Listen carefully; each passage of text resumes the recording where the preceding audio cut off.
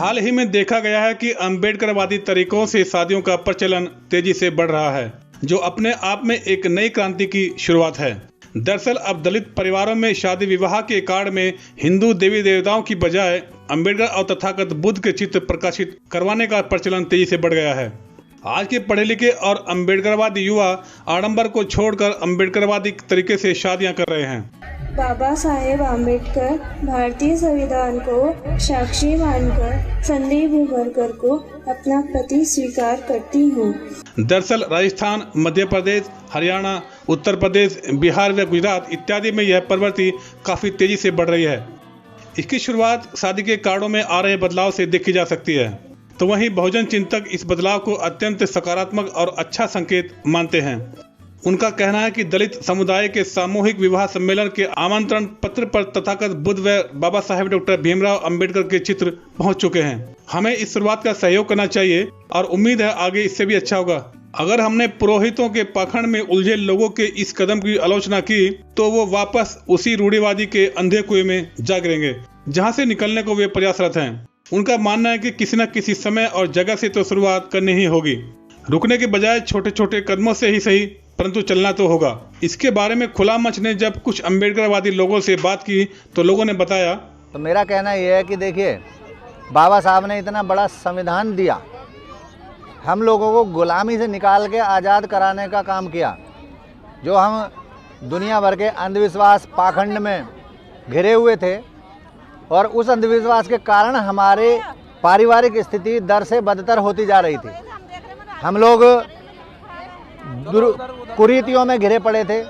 बाबा साहब ने संवैधानिक माध्यम से हमको ये उनके योगदान ये रहा कि हमें उस कुरीतियों से निकाल के आज इस लायक बनाया कि हम सूट बूट में आपके सामने बैठे हैं। और हमारे साथी न केवल वकील, जज, IAS, PCS तक हो गए हैं, डॉक्टर हमारी कई बेटियां हैं, बेटे हैं। तो ये बाबा साहब की देन है। और जब बाबा साहब की देन है और हम शादी ब्याह क्या, मैं तो कहता हूँ हर अनुष्ठान में जो भी अनुष्ठान हम कराते हैं, चाहे वो गृह प्रवेश हो, चाहे बच्चे का नामकरण हो, चाहे कुछ भी खरीद फरोख्त हो या परिवार में कोई खुशी हो, तो हमें बाबा साहब को याद करना चाहिए और उन्हीं के माध्यम से हम अपने पूज्य भंते जी को बुलाकर और अपना वो जो भी अनुदान है उसे पूरा करें और बाबा साहब को याद करें हर परिस्थिति में। अगर कोई भी ब्राह्मण या कोई भी ज्योतिषी या कोई भी ये जो पाखंडवाद वाले लोग हैं आपको कोई डेट निकाल कर देते हैं और उस डेट पे कोई भी अनहोनी होती है तो उसके खिलाफ निसंदेह जो क्रिमिनल ऑफेंस और सिविल ऑफेंस दोनों बनते हैं और उनके खिलाफ हमें मुकदमा दायर करना चाहिए, क्योंकि या तो उनकी जिसको वो ज्योतिषी बोलते हैं, ज्योतिषी विद्या बोलते हैं, या तो वो विद्या नहीं है। अगर वो विद्या है तो उसके कोई सर्टन पैरामीटर्स होंगे और अगर कोई सर्टन पैरामीटर्स हैं तो उस पैरामीटर्स को फेल होने पर जिसको हमने पैसा दिया है वो हमें पैसा रिटर्न करेगा, रिम्बर्स करेगा। अगर नहीं करता तो उसके खिलाफ निसंदेह कानूनी कार्रवाई होनी चाहिए। समाज जो है एक दूसरे को देख करके मतलब अम्बेडकरवाद से शादी करने के विचार सोच रहा है। जो ब्राह्मणवाद जो है या अंधभक्त जो बने हुए हैं वो भी बाबा साहब के शरण में आ रहे हैं और शादी वगैरह जो बाबा साहब के रूप में ही कर रहे हैं, बाबा साहब के उसमें शरण में कर रहे हैं। अच्छा मानते हैं कि हाँ, हम ब्राह्मणवाद से बाहर निकल रहे हैं। वो जो झूठा हमें प्रलोभन देते हैं उनसे बाहर निकल रहे तो अच्छी बात है। दूसरा मैं ये कहना चाहता हूँ कि अगर लक्ष्मी के पूजने से धन आता है तो ब्राह्मण लोग पढ़ाई क्यों करते हैं, या हमें पढ़ाई करने की क्या जरूरत है? हम लक्ष्मी की आरती उतारते रहें, उसी से धन आ जाएगा। अगर सरस्वती की पूजा करने से अगर ज्ञान आता है तो ये विश्वविद्यालय, कॉलेज, स्कूल बनाने की जरूरत क्या है? ये सब अंधविश्वास है। आज के समय की मांग है कि हम प्राचीन परंपराओं को नकार दें जिनके हमारे जीवन में कोई औचित्य नहीं है। हमें पाखंडी रूढ़ियों व मान्यताओं को छोड़कर वैज्ञानिक, तार्किक, बौद्धिक व आधुनिक रीतियों को आगे बढ़ाना होगा।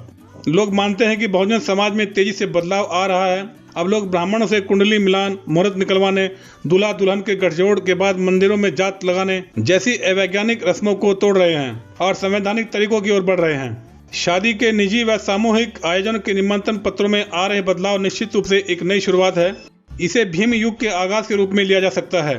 ब्राह्मणवादी रीति रिवाज जन्म से मृत्यु तक और मृत्यु के बाद भी पिंड नहीं छोड़ते, परंतु अब लग रहा है कि आधुनिक भारत के बहुजन युवा इस मनु समर्थित ब्राह्मणवाद का पिंडदान करके ही दम लेंगे। खुला मंच के लिए जयराम की रिपोर्ट। इसी तरह के वीडियो को देखने के लिए वीडियो को लाइक, शेयर और चैनल को सब्सक्राइब करें।